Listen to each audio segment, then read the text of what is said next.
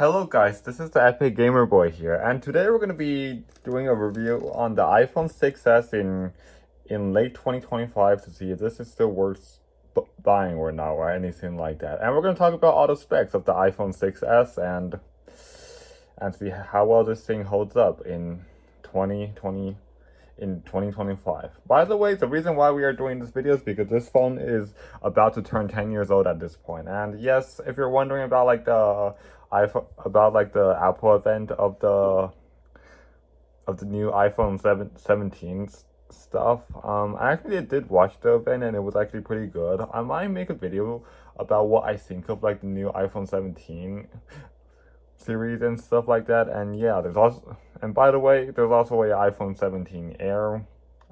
I'm not gonna lie, the iPhone 17 Air is pretty cool, and it's the first ever time Apple calls a iPhone the iPhone Air, since I don't think Apple ever called any iPhones the iPhone Air before. So that's that.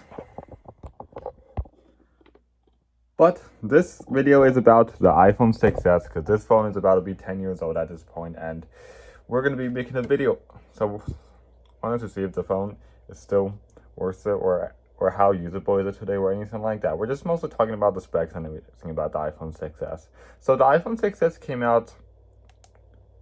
Hold on, I'm going to make sure there's no.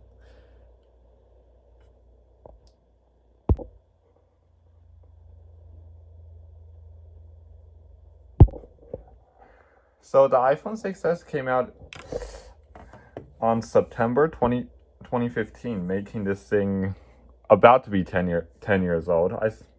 Actually, this phone, the iPhone 6s originally shipped with iOS 9 and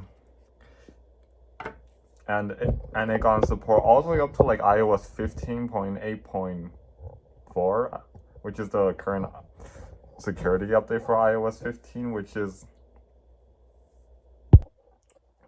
actually a 7 years of software support. So this is actually one of the first ever iPhones to have 7 years of software support, where the iPhone 6 only had like 5 years of software support. This one has 7, making this the first ever longest supported iPhone. The iPhone 6s also came in like 4 different colors: space gray, silver, gold, and rose gold, as I have here. And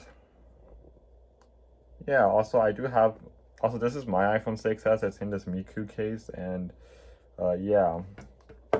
And this is what the box for the iPhone 6s looks like. I do have another iPhone 6s here, but this one here doesn't work, unfortunately, but I do have a working one. This one, I originally found this in the Target bin like a few months ago. Doesn't work. Tried seeing what's going on with it, but yeah. This one here, I actually got it on Mercari for about like $60 something. So that's that. So here's the original box of the iPhone 6s, what they came like. By the way, all of these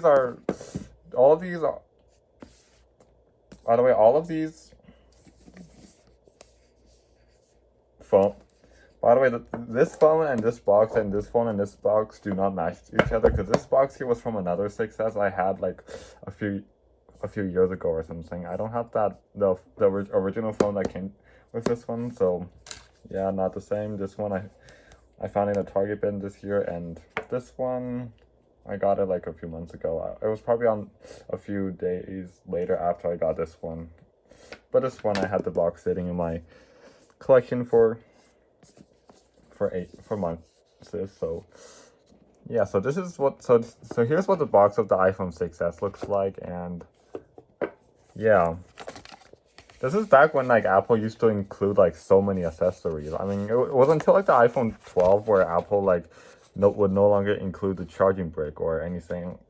That somehow disappointed a lot of like fans out there, but I'm sure like whenever people get like a brand new iPhone nowadays, and if the box doesn't include a charging brick but still the charger, I'm not, maybe people have already gotten used to that at this point.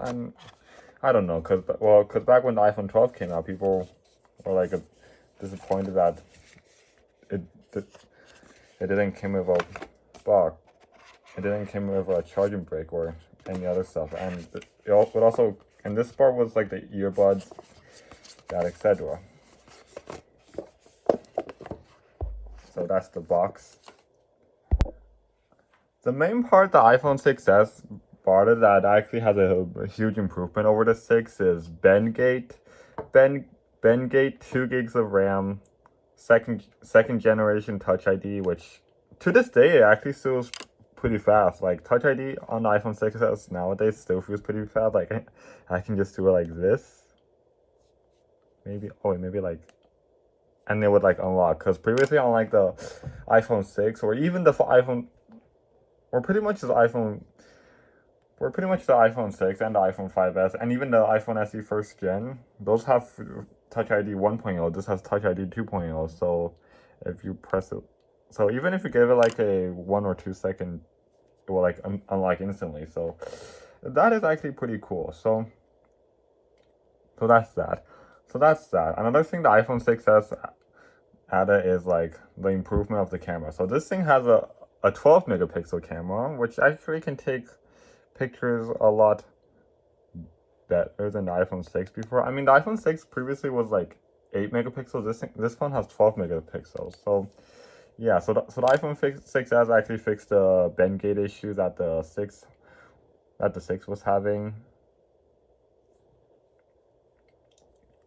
And yeah, I'm not gonna lie, I feel like back then, if you were like upgrading from an iPhone 5s to an iPhone 6s, actually, it would feel like a upgrade. I mean, it would actually feel like a big upgrade, but then there's the SE first gen, which is basically like the 5s, but has like some spec changes. Well, the SE first gen came out in like spring 2016, and the 6s came out in like September 2015. So this phone is like actually about to be 10 years old. So, yeah. So how does this phone run on iOS 15 today? I would say it runs decent, but the only issue about this phone is that it kind of overheats a lot on iOS 15. I mean, the iPhone 7 also overheats on iOS 15 a lot from what I noticed. Same thing goes with the SE first gen. Pretty much, so pretty much for my experience, I noticed that all iOS 15 devices overheats easily. And the only thing sucks about the iPhone 6s, in my opinion, is that it started with like only 16 gigabyte, and then later on, 16 gigabyte starts to get extremely pain and annoying to use, because you would constantly run out of storage. Like, you would constantly run out of storage, and yeah. And I think besides like the only thing sucks about this is that this thing started with 16 gigabyte of storage. I think other than that, everything else on this phone is very decent actually. So this phone has a feature. So this phone has a feature called 3D Touch, and 3D Touch is basically where you hold down an app, like any app, and then you would get access to these things. But later on, I believe when like the iPhone 11 or something came out, or was it like or the 10R came out or something, I think 3D Touch got replaced by haptic touch, but maybe there are some differences. But what I noticed is that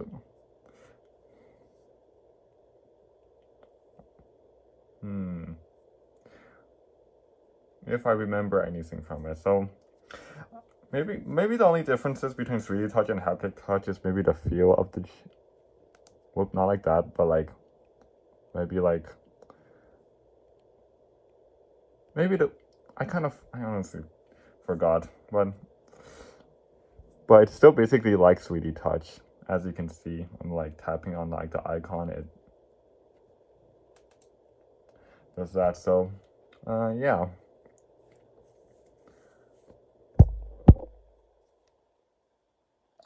So far this is my iPhone.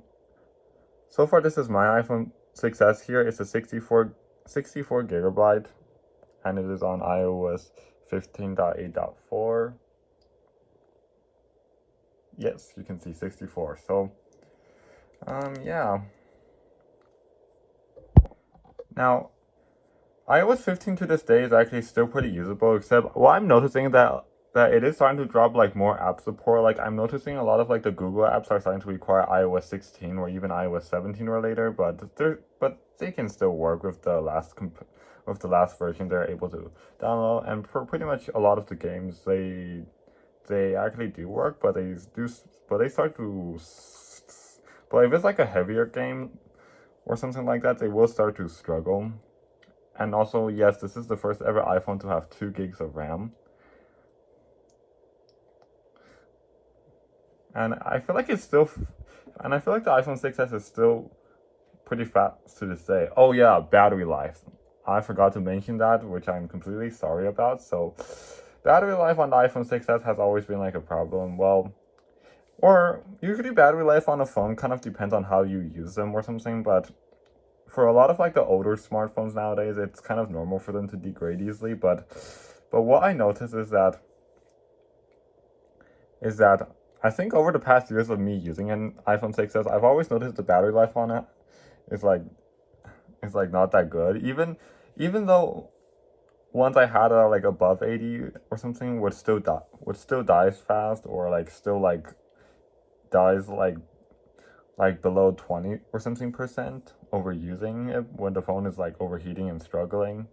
Yeah, even I've actually had an iPhone 6s before iOS 15 actually came out, and I can feel the experience of the battery health. So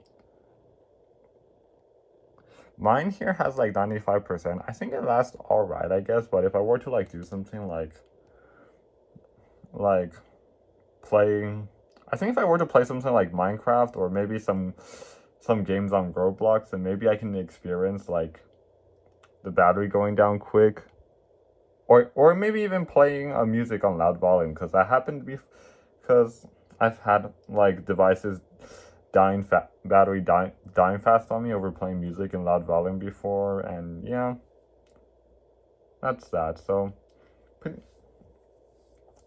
now I think that's pretty much all for the iPhone 6s. Now, one more thing I'm going to say about this thing is that should you buy this phone to this day? Well, I think first of all, this phone can actually still make phone calls and even text message actually,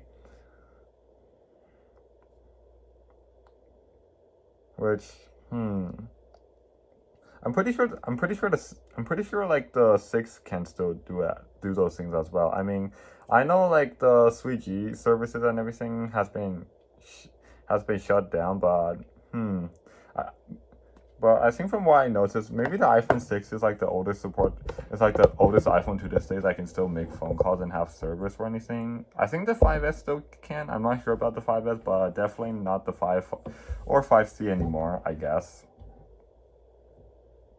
And yeah, so this phone can still make calls to this day. You can still, I guess you can still like use this as an actual phone, but for a long time you're gonna experience like a lot of like performance issue on this. So that's something about this if you were to like make one. But overall, this phone to this day is still pretty good for like as a music player, or even a secondary backup phone or anything. I mean, I know an iPhone 10R at this point is already good as as a backup phone, but maybe if you need like a third backup phone or something like that, then maybe or or maybe this is good for you. But I think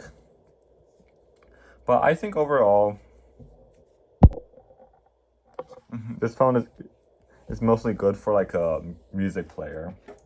Yeah, the battery can die fast if you're like listening to music on this thing for so long, but I guess you can always have a charger near you while you do that. So that's that. I have a nice Miku case on my 6S, and yeah.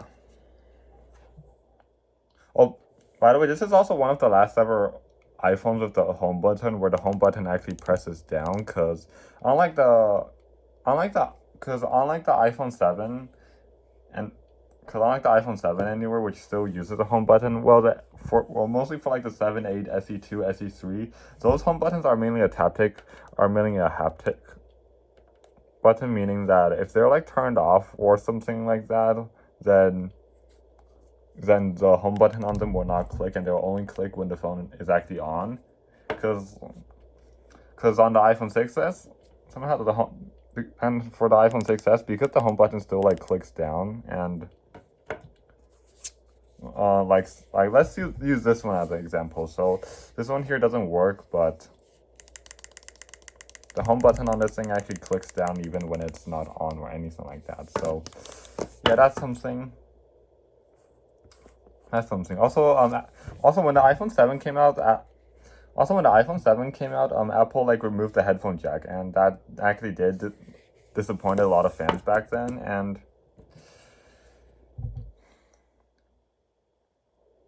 And yeah, the phone that came out between the iPhone 6s and the iPhone 7 was the SE first gen, but the SE first gen is basically like an iPhone 5s with an iPhone 6s chip in it, and some like spec and some like hardware upgrades or something like that. But the SE first gen still don't have. But the SE first gen still don't have. Wait, but the SE first gen still has first generation Touch ID, but also this is the first ever phone to have the raise to wake feature. Pretty cool. Like, this is pretty cool. Pretty cool actually. And besides that,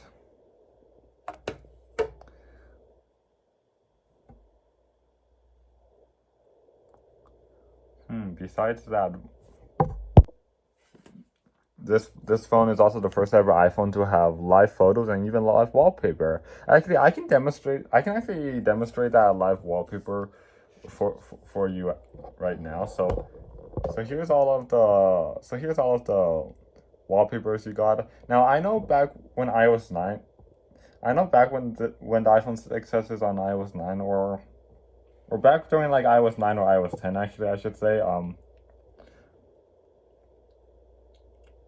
unlike the live wallpaper selection, there used to be like more selection, but I think those wallpaper kind of got removed from during in like iOS 11 or something, or iOS 12. I think it's probably iOS 11 or iOS 12, because I got an iPhone 6s with an iCloud that was iCloud locked but no passcode on iOS 10, and that phone, from what I noticed, had like the live wallpaper selection here. So maybe it was like iOS 11 or iOS 12 that the exclusive feature, like the one on this box, got removed or something.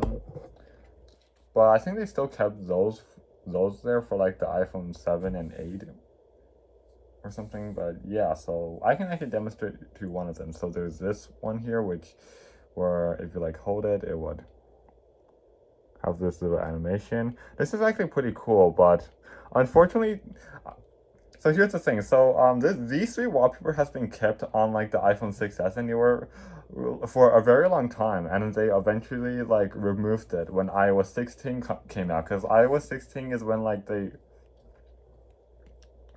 iOS 16 is when they like iOS 16 is when they like add a ability to customize your lock screen, and they added a bunch of new wallpapers without removing these ones. But overall, I feel like to this day, I still miss this feature to this day, but I still like the new iOS 16 looks for like customizing lock screen and everything. So yeah, besides that, also iOS 15 still added features like focus mode, and I remember screen sharing was added for FaceTime during iOS 15. And yeah, besides that, that's pretty much all for the phone.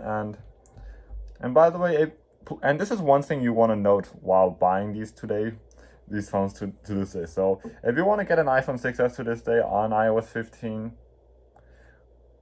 please don't get 16 gigabyte on this phone, because 16 gigabyte on this phone is really painful, and you're gonna easily run out of storage on this thing, even for having like barely no apps on it. But even for having barely no apps on here, you're still gonna run out of storage for just downloading like one or two something apps.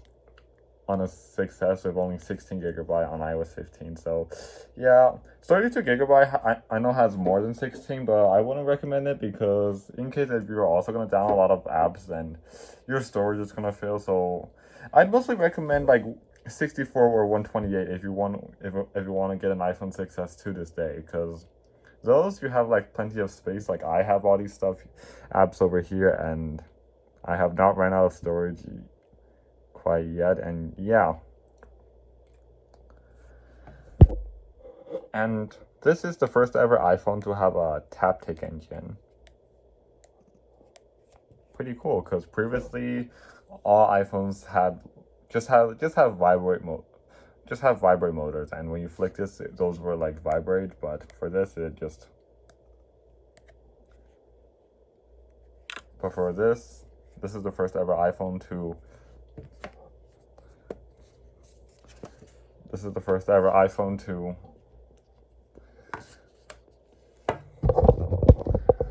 have a taptic engine. Alright, sorry for this video being about like 20 something minutes long. This is just a review of the iPhone 6S after almost 10 years later, and stuff like that. So yes, so anyways guys, hope you guys like this video. If you did, don't forget to leave a like, subscribe for more content like this, and I'll see you guys in my next video. Bye.